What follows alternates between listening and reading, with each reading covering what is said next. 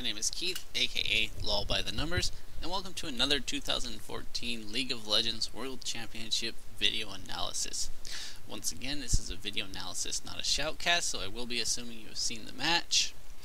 Don't care who wins or already know, as I will be providing plenty of spoilers throughout the match while I talk about strategy. I'll be primarily looking at macro level play, looking at team compositions in particular, their win conditions, how to pull them off, how each team does pull them off, and how they don't. I'll also be looking at individual play as well as item choices when it becomes apparent that these are very important to the win or loss of a team. And occasionally I'll be looking at the individual matchups. For this game we have Edward Gaming versus AHQ Esports Club. It's a very important match. This is the tiebreaker. This decides who goes on to brackets. So the pressure is on. So let's get into the picks and bans. Edward Gaming, once again, they ban Fizz, they ban Twisted Fate. They're really targeting West Door. Thresh has also gone in. They don't want to first pick it this time, and so they don't want to let Green Tea pick him up. We know that Green Tea loves to play hook champions. He's played Blitzcrank a lot. Other than that, he's been banned out from his Thresh. On AHQ Esports Club, we see a lot of more generic bans. Zillion Alistar, Prize doesn't really play them. And we see Rise being banned out once again. Prize doesn't play it as well. This allows EDG to grab Maokai first. This is a deny to Prides, as well as just a strong overall champion. On AHQ Esports Club, we see Zed being first picked again, as well as Lee Sin. Perfectly fine with the Lee Sin pick. Really dislike the Zed pick. It did not go well for AHQ last game, and they're looking to face a similar situation where Edward Gaming could pick Jace again and deny him. That's not and doesn't end up being who they pick. However, I still think that earlier in this day, just a few hours ago, AHQ did not play Zed well. Actually, let me restate that. They played Zed well, but it didn't work out in their composition correctly. While he did do his split push in team fights, he was pretty much useless until the 45-minute mark, and that's only because Thresh was able to get his hooks. On Edward's gaming side, we see them grabbing Lucian Braum. This is very strong. We all know the power of this lane. Very easy to get the passive procs up on Braum. Lucian's a big bully. Braum provides great defensive ability as well. Really would have loved to have seen AHQ pick up Lucian first instead of this Zed pick. He puts himself very much up to being countered by picking Zed first. On AHQ Esports side, we see Rumble and Jinx picked up on their second rotation. I like the Rumble pick. It's pretty strong against Maokai. He's great at disengage. When we see Maokai, Lucian, Braum, it already tells us that Edward Gaming want to brawl. They want to fight. They're looking for 5v5s. This makes Rumble a great pick into this. The Jinx pick I really dislike as well. I'll get into that a little bit later. But you're picking Jinx into a Lucian and a Braum. Last game, AHQ's bot lane got beat out by a Lucian with Jinx. Now they're picking the same matchup. On Edward Gaming's side, we see them picking up Rengar and Kassadin. I like the Rengar pick. It's very much more aggressive than, say, picking up a Kha'Zix. We already see Edward Gaming running a very engage-heavy comp. This means Rengar just fits into it so much better than a Kha'Zix would. So I really like this pick. The Kassadin pick is a little bit strange. It fits in the mobility. It works well with Rengar. And if he can get going, he's strong in the all-in fights as well. Able to provide the pick-off, finding the right targets, while Edward Gaming is sowing chaos with Maokai, Rengar, and Braum. On AHQ Esports side, we see last pick Leona. I also really dislike this pick. It's going into Lucian Braum. Leona is almost like a weaker version of Braum. She's forced to go for the all-in, and she works with certain champions. She does great with Graves. She does well with Lucian. She does good with Corki. She even does good with Misfortune. She does not do well with Jinx, however. Leona is all about the burst, all about the upfront damage. Jinx's burst is very bad. They do have some good synergy at level 6. Leona can start off with Solar Flare. She gets in with her burst. Jinx is able to start off with her damage, proccing Leona's Sunlight. Leona Solar Flare onto Jinx Chompers. Leona then gets her Q stun. This is enough time for Chompers to proc to get off the snare. Then you get the Jinx Rocket for the execute. It does have good synergy at level 6. However, throughout the laning phase, levels 1 through 5, it's bad. Leona offers nothing to Jinx, especially against a lane like Braum Lucian. This is a very bad pickup. This also doesn't work well with Rumble, as Rumble wants to be disengaged. Leona is engaged. It would be much better for them to have picked somebody like Nami, like Janna. It would offer so much more to their team. So I'm going to complain a little bit about AHQ's picks, and then I'm going to get into EDG's team composition, then AHQ's team composition. I have written down in my notes, it's a little bit of a joke, my win condition for AHQ side is none. Their team composition has almost no synergy, and they're bad. Last match earlier in the day, we saw AHQ picking up Zed, picking up Jinx, picking up Lee Sin, and they almost lost the game. They really should have lost the game. The only reason they won is because of AHQ's mistakes. So I don't know why, the only reason they won is because of Edward Gaming's mistakes. I don't know why AHQ would go back to pick the same champions when they only won with them. They won with them in a game that they should have lost. They really should have looked for a different strategy. Also, here's a great example of why Lucian is better. We saw Jinx get the jump onto Lucian. She gets 2 shots off with her rockets, but all Lucian does is turn around, hit the Q, double proc. He's done more damage, even while being surprised in essence. That's just a great showing of why Lucian's better at level 1. But going back into AHQ's picks, Lee Sin, Zed, Jinx once again. The bigger problem with this, huge problem with this is Rumble is worse with them, and Leona's worse for them. Trying to remember, Janna. No, it's not right. Oh yeah, Thresh. Sorry.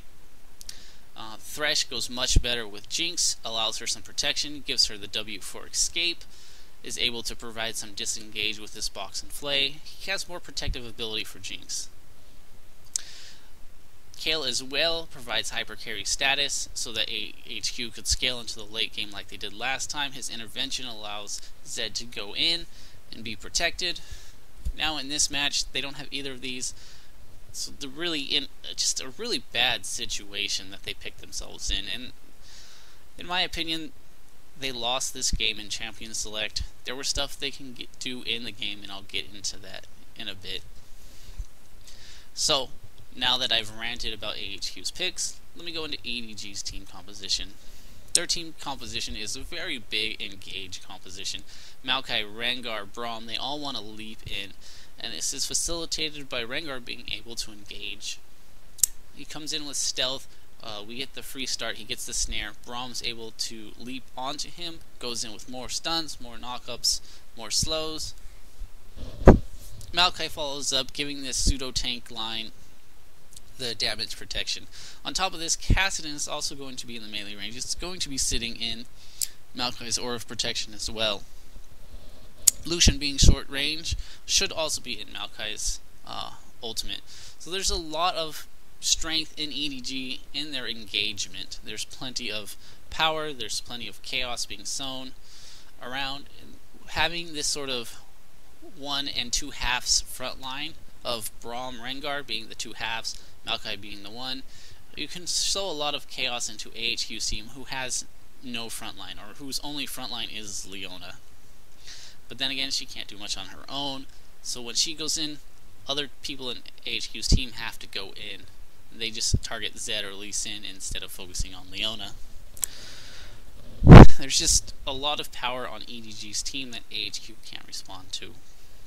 Having this hyper engage composition on EDG's side, it would have been great for AHQ to have picked up a Nami, picked up a Janna, something to stop EDG from engaging whenever Rengar tries to go in with his ultimate, AHQ use it, they back off. This would also be much more facilitated by, instead of Jinx picking up someone like Corki, Corki can spam his rockets, look for Rengar when he's trying to engage. This also could have been a Kha'Zix instead of Lee Sin. This allows for good disengage as well, the slows. However, Lee Sin was picked up only after Maokai, so we can't really fault that. The Rumble pick was great, the Jinx pick was bad, and so was the Leona. They were both picked after seeing this huge engage composition. Aside from just the 5v5 fights and the engagement on EDG's team, they have all the pick potential and the small skirmish potential. Rengar and Kassadin have great mobility. They can easily get into AHQ's jungle and surprise Lee Sin, surprise Zed if they're in that area. With a couple wards placed at the red buff of AHQ, Kassadin and Rengar could be totally prepared for Rengar to ultimate in, Kassadin to Rift Walk into position. They jump on Lee Sin while he's doing his red and just quickly burst him down. They can do this before Zed's even able to respond. Aside from just these skirmish potentials, Maokai is also stronger than Rumble in this skirmish. Rumble's biggest strength is in the 5v5 fights with his ultimate, so there's plenty of potential here. Rengar is also great at attacking, or rather ganking Rumble with Maokai. Maokai provides great CC. Rengar has good damage as well as a second snare and a slow. There's plenty of advantage up top for them to gain. It sort of prevents the counter pick of Rumble.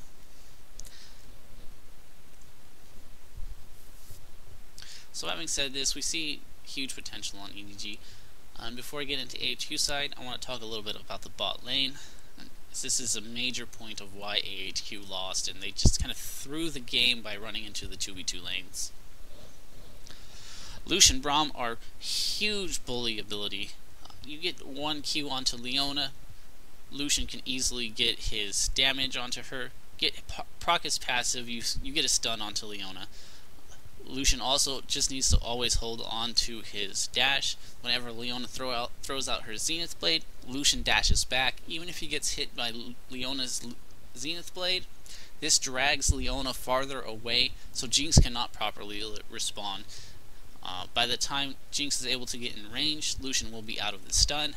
Braum and Lucian can then target Leona, pop on a good amount of damage, and then just wait it out. There's not a lot for AHQ to do in this bot lane. Even if AHQ aren't the aggressors, if they're the ones on the defense, this allows Lucian to pick on Jinx, go in, get his W and his Q, proc the 5 shots from his passive, dash away from the Zenith Blade. There's just not a lot that Leona offers in this situation. Even in the perfect situation where Leona gets on to Lucian, gets the stun, Jinx can't offer much as well. She can shoot her rockets, she can try to hit with Zap and Chompers. However, the Chomper's charge time is longer than Leona's stun, so as soon as Leona's stun wears off, Lucian can dash away and get out of the Chompers. There's no lockdown ability until level 6. And we see this massive advantage in bot lane right now. Lucian is up a good 30 CS and it's only 7 minutes in the game. They're absolutely destroying. AHQ's bottom lane is always forced back against the turret. Even at the turret, Lucian and Braum are able to put on the harassment. As we see him walking up to get the proc, dashing away. The other thing to note in this bottom lane is that Braum has range damage. Leona does not. Leona can only get off her harassment. She can only support Jinx by going all in, whereas Braum can constantly be throwing out his Qs. This provides, even though it's minor damage, it does provide the damage, and it allows Lucian to have more threat by being able to proc Braum's passive. And since Jinx is the weaker all-in champion, this means Leona can't go all in. Every possible situation goes in EDG's duo's favor. They have better poke, better all-in, better trade, better sustain. I can't stress enough how bad AHQ's lane is against EDG's. So now that I've stressed this point probably to death, let me get into AHQ's team composition. And as I said before, their win condition is essentially none. They lose out on almost everything that EDG can do. The only choice AHQ has is disengage. Their only disengage is Rumble. This makes it really bad as EDG can kind of start the engage with Rengar and get in, and Rumble has to try and disengage by blocking out the backline of EDG. But this doesn't work. Kassadin has his Rift Walk. He'll be able to bypass Rumble's ultimate really easily. Lucian can dash out of it. Braum can dash onto Rengar or onto Maokai to get into AHQ's line. Rumble ultimate is not going to be able to zone anyone on EDG's team.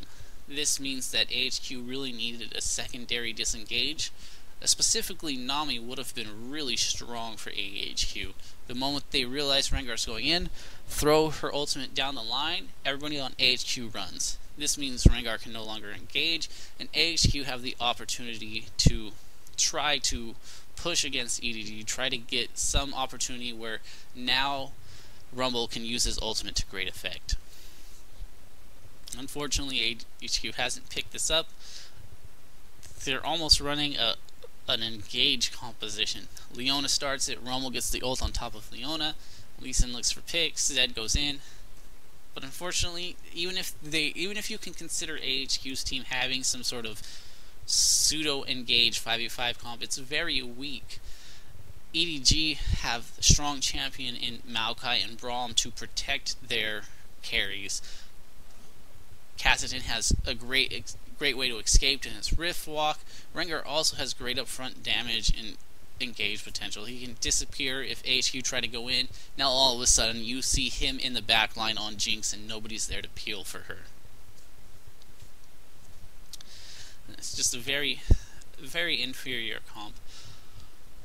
On top of this, as mentioned before, their bottom lane is much weaker. They should have never gone into this 2v2. Their only saving grace on AHQ's side is Rumble. And Rumble does well in this match, and even Zed does well in this match against Kassadin. But Kassadin just wants to scale up. He's not really worried about the early game or the mid game. And we see this. He's gone Seekers, and now he's moving into his Rod of Ages before finishing his Zhonya's, which is the proper play. Here we see the mobility of EDG's team coming in extremely well. Rengar, Kassadin, Braum, they're just being this roving death squad. Braum has no need to be with his ADC right now. Lucian has the highest CS in the game. He's absolutely destroyed Jinx. Unfortunately, he tries to go against Zed, and he's not strong enough to fight Zed, so he really shouldn't have been in the mid lane. Lucian should have still been bottom, fighting Jinx, and just kind of just a mistake play from EDG. Luckily for them, it doesn't really matter. They're already almost 3,000 gold ahead. They've got the first turret, dragon. It's not. And all of this is facilitated by the Lucian Braum bot lane. As we can see, he's almost to Infinity Edge. He's got the BF blade over Jinx. I know I'm harping on this point, but I can't stress it enough. It's bad. So I'll just back off from that now. So what could AHQ have done to win this game, or just to be able to fight better? Of course, number one is pick a better team composition. They picked 3 champions that did alright, but really didn't facilitate the win last game, and now they have weaker top and support. So they've really hamstringed themselves. So with the champions they have, what could they have done? Find the 2v1. AHQ had to find the 2v1 lane. They never should have opted for the 2v2. They needed to get out of it, find some way for Jinx to get her farm and whatnot.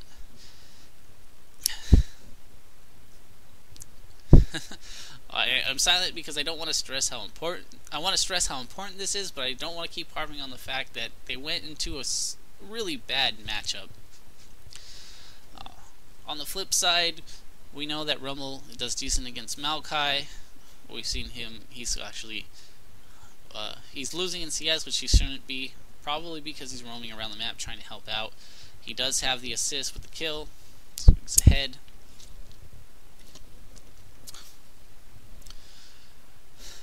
But Lucian is just too strong. He take out the bottom turret. Now he's up top taking out the top turret. Lucian is the one facilitating this game for EDG. And here we see the pick potential of EDG in the mid game. Rengar gets on top of Zed. Even though Kassadin is far away, he's able to rift walk in, easily get the kill, and that's one of the pick potentials that EDG have that AHQ don't. And this is what helps facilitate them to through the mid game power of AHQ. And AHQ do have a slight mid game power ability, and it's all in Rumble. Rumble is AHQ's saving grace in this game, and he's their everything. They really needed to find some way to make him more relevant. As soon as Rumble hits level 6, every dragon should be going to AHQ. They should completely prioritize it. They should have been making that their everything. However, because of Lucian's strength against Jinx, because of how far behind Jinx is in comparison, they kind of lost out on this ability of Rumble to control dragon fights. If they had gone for the 2v1, Jinx would have been on even footing. It would have taken a little bit longer for Rumble to reach his ultimate. However, Rumble does better without items than Maokai does. He could have started with an Amp Tome or a Health Crystal instead of picking up Doran's Shield. Could have double jungled with Lee Sin and been to at least his Haunting Geist by the time the first dragon or the second dragon was an issue. And that's really the big point that Rumble wants to be at level 6, and he at least wants to have the Haunting Geist. It allows him real strong strength in the dragon fights. With Zed and Lee Sin being a little bit more powered than Rengar and Kassadin at the first initial level 6, that could have been a point of contention too for AHQ to take these dragons. And it would have overcome Jinx's weakness, as Rumble ultimate, Zed ultimate would have allowed Jinx at least to get off a good ultimate of her own, providing the execute to this upfront damage that AHQ could provide. Unfortunately, that's not what we see. They go for the 2v1. They get so far behind that they can't even fight. Even though right here we see great play by AHQ. EDG get a little over aggressive for one kill, spend all their ultimates. And now AHQ collapse, able to follow up. Without Lucian in the fight, EDG aren't as strong. AHQ now bring the kill lead to even. But if you look at the gold lead, it's still a 5k difference. Even by this massive misplay by EDG, they're not in any situation to worry about the game.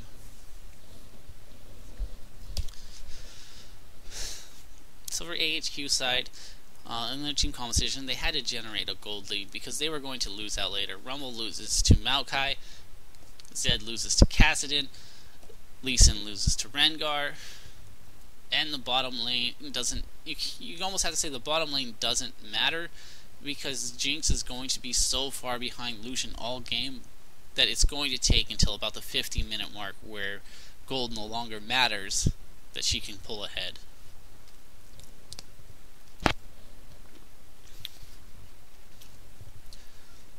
So that's essentially it. That's this game.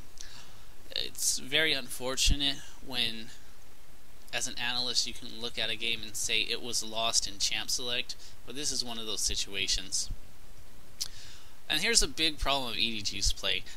And this is one problem that EDG have throughout this match, is they actually play into AHQ's strengths. They do a lot of engagements, allowing Rumble to get great ultimates and disengage. And here we see EDG jump on Leona. They jump on the support, and AHQ respond by getting 4 for 1.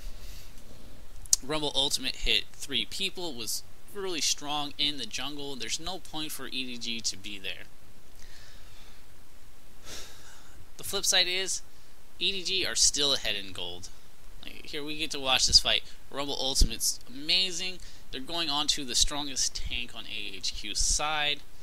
Now AHQ just clean up. Zed is once again able to get onto Lucian. There's not much to say. When the replay ends, we get to look at the gold lead, and it's still in EDG's favor. This is twice in a row that they've lost 4-1. However, it doesn't matter. So you can't fault AHQ for their individual play. They're playing individually pretty well. They just completely flubbed their macro level strategy. And that's why I'm making these videos. It's one of the things that's really up and coming in the professional scene, especially we see in these worlds, and it's going to be important in the next 2015 season. The individual skill of the players in the professional scene is massive. They're almost reaching a cap, in a sense. While I don't think there actually is a cap, there's a point where individual skill starts to teeter off, and it becomes a slow climb instead of a big uphill gain. Once those slow climbs hit, it changes to macro level strategy. Team play overall, how they move around the map, all that stuff becomes much more important as individual skill gets closer and closer. So that's essentially where AHQ had lost. Imagine this game if AHQ had sent their dual lane top.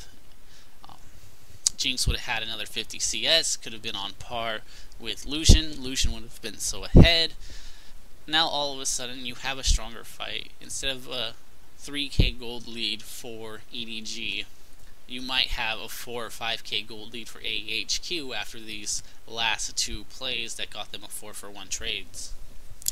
AHQ could have had better fights at the Dragon. EDG might not have gotten that gold.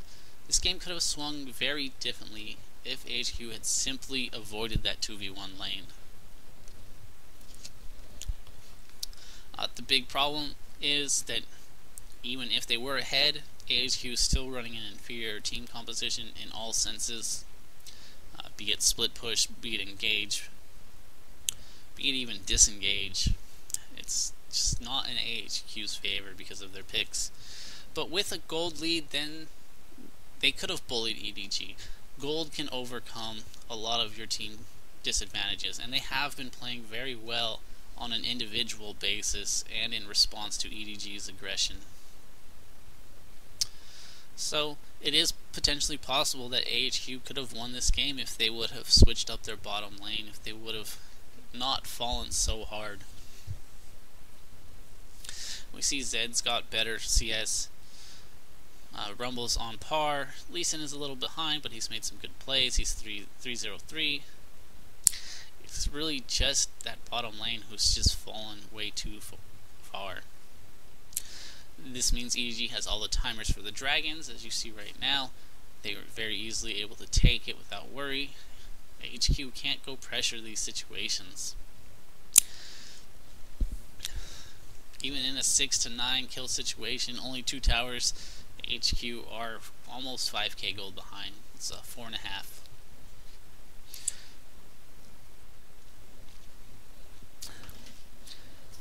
For the rest of the game, EDG is going to be making all the moves, as they're the ones who can. They made some pretty big mistakes, as we've seen. Unfortunately, because of the lead, it doesn't matter, or doesn't matter enough, rather. They'll continue to scale up. They're going to be the much stronger team. Kassadin's Rod of Ages is done in scaling. So is Maokai's. As soon as these two are done, we hit big item spikes for Edward Gaming. Braum is building real properly.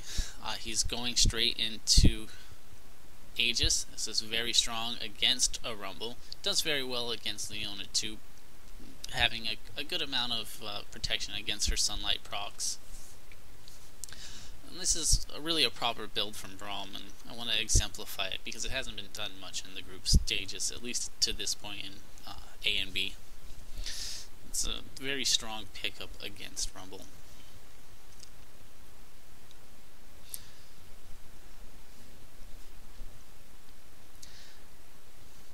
What AHQ could probably do at this point is let Zed split push and just rely on it. The unfortunateness of this is that Rengar is great at stopping split pushes. Kassadin is able to get in there as well. Zed could be trying to split push and all of a sudden a Rengar and Kassadin show up. Zed can't escape from that because Kassadin has huge chase potential. Zed would have to be able to kill Kassadin first and then get away, but AHQ have really got no options with their team composition, and EDG has shut them down in every possible way. There's no need for EDG to rush through this game, and as we saw before, when they tried to rush, they ended up losing out on fights. So now we'll see a very slow, methodical game by them. They'll constantly be farming, looking to control the jungle of AHQ, making sure they take all the objectives. We've had several dragons that have made a huge difference in the gold in this game, and it will just continue in that way. Here's where we see that sort of pseudo front line. Maokai is very safe. Braum leaps in as well. Just provides a huge wall of damage. Rumble does get a good ult and it's close. AHQ do some great individual plays and even some team plays that essentially win them a team fight with a 5 or almost a 6k gold deficit. And we see this continually throughout the match. AHQ are essentially playing better. It's just unfortunately that they've got beaten out by team composition.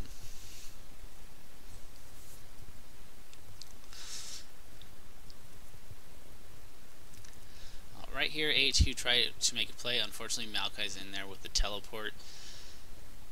It was a great attempt by AHQ, and if Maokai had not been there, they probably would have been able to win that fight, take the mid turret, get some of their gold back, and they had to make the attempt. Being behind like this means you have to make some intense plays, and that was a good opportunity for it. If Jinx had had a little bit, if Jinx had even one more level, instead of being level 11 or level 10, I don't remember which it was, when she fired off her rocket against Maokai, she would have killed him. If she'd been level 12, she would have had a couple more AD, would have given her enough damage for that execute, meaning Maokai couldn't provide this teleport into the middle lane that stops this potential play by AHQ. And if you look, Lucian's level 14, Jinx is level 11. This goes back once again to that bot lane mismatch. In professional play, there's really no reason for you to ever opt into a bad lane matchup. We know that Maokai versus Rumble is pretty even, so that's decent, but we know that the bot lane is really at a disadvantage for AHQ, so they should have switched, dealt with the fact that Rumble's going to take a little bit longer to get to his strong point, and then just been ready for it, ready when he is. So I think I've stressed on that bot lane point enough and on the team compositions. We'll watch EDG slowly get to the position where they can take Baron, where they can take objectives. They just need to scale up until they are able to provide this strong front line that AHQ can't deal with. So let's talk about individual lane matchups. I already talked about bottom. We'll go ahead and talk about Maokai Rumble up top. We see this fairly often in the group stages and a little bit afterwards in the brackets. This matchup is pretty even. It goes into Rumble's favor depending on what Maokai does. Rumble has much more all-in potential. He doesn't really have to fear Maokai killing him. Rumble can easily get the slows on his harpoons, speed up out with a W. As long as he's not fighting at enough HP for Maokai to burst him out, Rumble can always escape. So the kill potential lies on Rumble's side, as Rumble's able to chase down Maokai. If Rumble's ahead, he gets a good flame spitter, he gets the slows on his harpoons, his ultimate is also another slow and zoning potential. Maokai is at a disadvantage when it comes to kill potential. However, he should be under no pressure for being killed as long as he builds properly. And in this game, I don't feel that he built properly, and this happens in a lot of games. Rumble's first core items are Sword Boots and Haunting Guise. This provides him with 30 Magic Pen. And it cost Rumble about 2,700 gold. It's pretty expensive. Maokai can disrupt this entire build of Rumble by simply buying a Negatron Cloak. Negatron Cloak provides 40 magic resist. Yes, it's no longer in the game, but at this point in time, it's just a great pickup for Maokai to grab against Rumble. Even though it delays his Rod of Ages slightly, the fact that he can completely deny Rumble his about 2,000 gold for 700 is huge. It makes it so that Rumble can't bully him out. There's no kill potential for Rumble. Maokai can actually bully Rumble a little bit as well. He can go in, get his damage, back out, and then wait for his sustain to bring him back into a nice position. Then repeat the attack onto Rumble. This is something we don't see too many Maokais doing in the World Championships. We do see a couple, and it works out very well. The big problem is if they don't go Negatron Cloak and they fall behind, the moment Rumble gets Haunting Guys and Sword Boots, he can absolutely destroy Maokai. Completely push him out of lane and even go for kill potential. So that's the matchup, and since Maokai does outscale Rumble, it's much more beneficial for him to pick up that early Negatron Cloak so that he can continually farm in that lane without worry.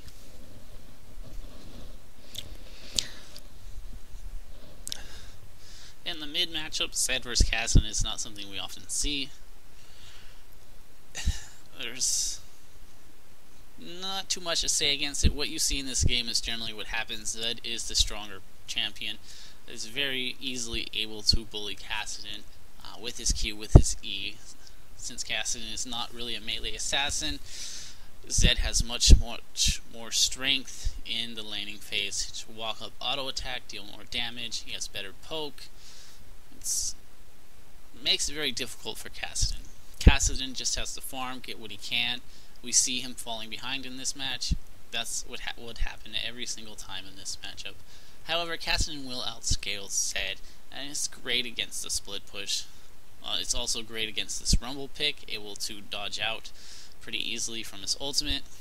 He's very safe against Lee Sin, and when Zed goes all in against Kassadin in the laning phase, Kassadin can simply ultimate and then flash away, and all of a sudden he's too far for Zed to get off his damage after death mark.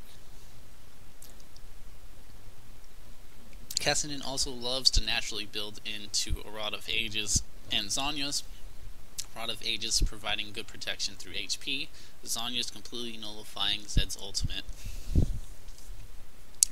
So while Kassadin is essentially a bad lane pick against Zed, he quickly becomes, he's still safe against Zed, and he quickly becomes someone who Zed can't deal with. Especially if, like this, his team gets ahead.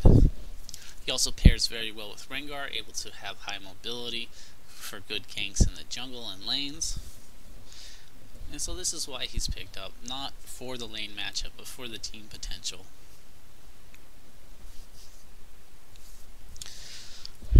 So once again, we see EDG putting on pressure. They've got a huge gold lead. They've started to get tanky, and they win a fight. They win Baron. There's not much for AHQ to do, even as said before.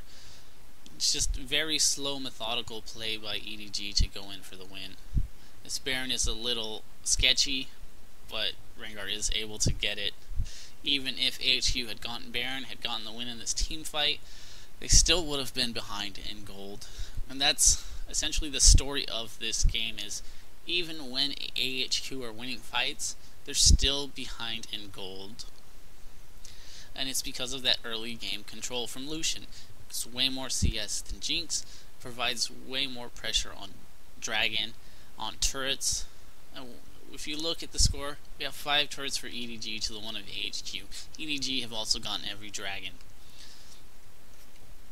It's a huge gold potential just from objectives. Now that Maokai has moved into getting his second chain vest, he's almost unkillable against AHQ. I really like how he didn't finish his Spirit Visage, but rather has just gotten the Spectre's Cowl. With Rumble being the only magic damage, Spectre's Cowl is very strong against him. It's plenty enough. It provides good regen, and Rumble's damage is over time, so he's very safe in lane, he's very safe in the split push. He can easily defeat Rumble one-on-one. Also, Rumble's probably not going to be looking to attacking him. He's going to be looking to use his ultimate onto Lucian, or for the disengage, Maokai can snare out of it to get onto Zed or get onto Jinx. He wants more armor to deal with those two champions. So I really approve of him not finishing this Spirit Vishaz. It's a great idea, great play. On Braum's side, we do see him picking up the Mikhails before the Locket. This works out alright. I really like the Locket against Rumble. However, the Mikhails is a great pickup against Zed and Leona. Same reason as if you watch the last game between EDG and AHQ, why EDG should have picked up the Mikhail's Crucible on Janna instead of her other items. I'll go into the same reason. Braum wants to use Mikhail's Crucible on the Solar Flare target of Leona. If Lucian gets Solar Flared, Braum uses Mikhail's, Lucian dashes away before Leona can Zenith Blade. This lets Lucian save his Quicksilver Sash for Zed's ultimate. Quicksilver Sash essentially denies Zed up to like 1,000 damage. Prevents that pop from the death mark, and that's the biggest strength of Quicksilver Sash in this match. You don't want to use it against Leona's CC, since she's the only C in the CC on AHQ's side. EDG just need that one Mikhails. So it's a much better pickup than the previous matches by EDG. Once again, we see EDG, even with this lead, they're diving into this heavy disengage comp, and they're losing out for it. Let's see, the match goes 4 for 4. EDG have like a 12,000 gold lead and still come out worse for wear in the 4v4. Oh, well, not worse for wear. Lucian's still up, so slightly better. My bad. But going 4v4 with a 12,000 gold lead, that means you're playing wrong. You're not properly using your composition. You've done these full dives into Rumble ultimates, and it's really hurting them. Lucky for EDG, because of their gold lead, they do come out slightly ahead. With Lucian being so strong, with Zed's ultimate down, he can't really do anything. Lucian is able to get up both inhibitors. Once again, imagine if this had been a game on more even footing, if AHQ had not fallen so far behind on the bottom lane early. Zed and Rumble would have been able to carry this game. They're playing really well, especially Zed. When the score gets back up, I'll mention it. We'll see it happen. But hate to keep reiterating on the point, but Jinx and Leona was just really bad picks for AHQ's team. Particularly as a duo lane, they offer no synergy to each other. So now as we get the game going back, we see Zed, he's 8-2-3. He's playing amazingly. He is trying to carry this game. Rumble is also running 3-4-8. It's 11 for 4. He's got some great ultimates that have really stopped EDG's attacks.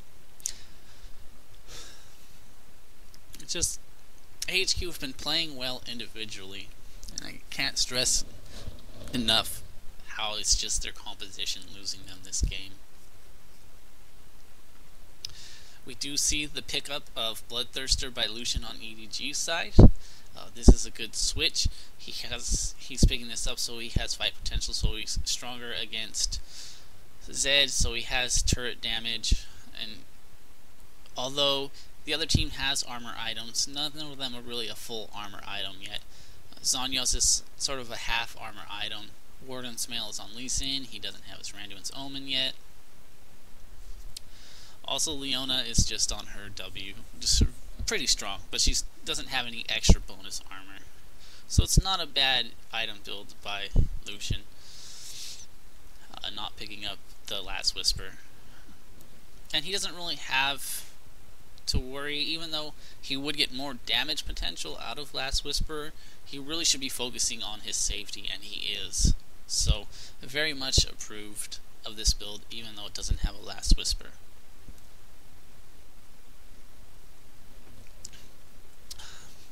take note of this item build. You have to really decide on what you need on your team, whether you need to be the one providing that damage, providing that huge amount of damage per second or burst, and when you need to just simply survive because you know your team is going to be able to outlast the others in a fight.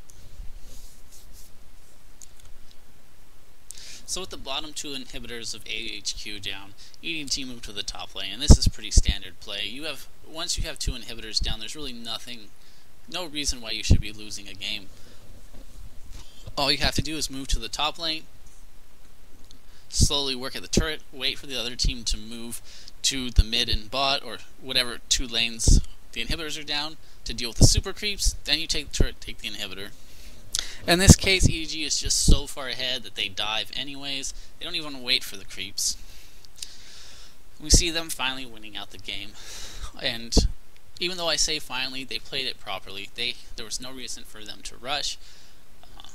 Every time they did rush, they came out behind in the team fights. Lucky for them, they simply won off their composition.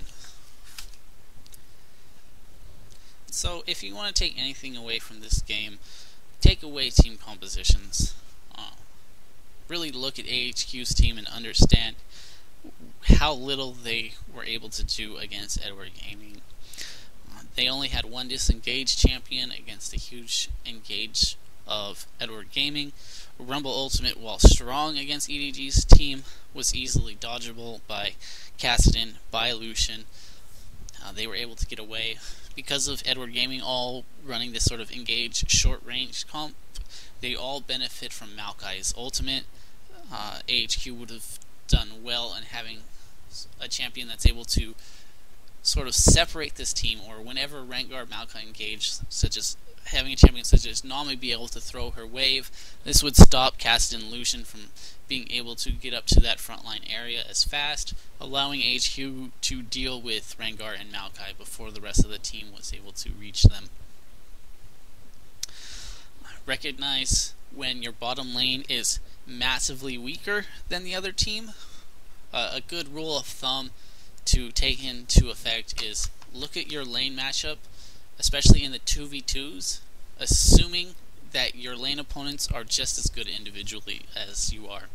And that's what should be done in this World Championship too. You need to assume that you're not going to win your lane on individual skill. Certainly try, but understand the strengths and weaknesses of what you're bringing. In this situation, AHQ brought a much weaker bottom lane, and it showed. Lucian having 50 plus CS early on in the game allowed Edward Gaming to take full control of the map. They took every dragon, they took turrets, they generated a huge enough gold lead from objectives that even while losing out on team fights because of their bad plays, AHQ could not catch up. So that's it for this game. I really feel AHQ played better in terms of individual play, minus the bot lane. It really should have gone for that 2v1 lane, letting Rumble scale simply on his skills rather than his items or level. They could have put a lot more pressure onto Dragon that way, and looked to generate a gold lead through Dragon while Kassadin and Maokai were in their Rod of Ages phases. Fortunately, as I said before, they did opt into the 2v2 lane, and it was a huge reason why AHQ were not able to even fight back. And I know that they did fight back when EDG engaged, but there was never a time when AHQ was bringing the fight to EDG. It was always the other way around. So, I hope this video was informative, I hope the analysis was entertaining, and I hope you garnered some nice information from it. As always, the notes for this match can be found below, as well as a link to my 2014 League of Legends World Championship notes and video analysis. Every match from the team who made it into the brackets will eventually be there. Once again, I am Keith, aka LoLByTheNumbers, and thank you for watching.